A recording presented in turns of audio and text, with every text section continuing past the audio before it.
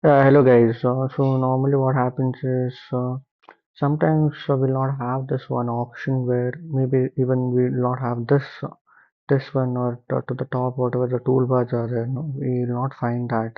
So how do I get that back, or how do I showcase? I mean, how can I see that in the display area? So it is quite easy. What you guys can do is come to options.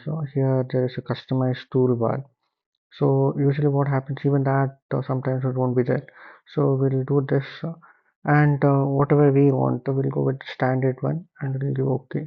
So this is how you do it. And if you want to customize, if you want to add in much more, you can do that using this. Or if you want to remove that, you can just come here and remove it off. Something like that, or even you can do it, you can remove this from here also.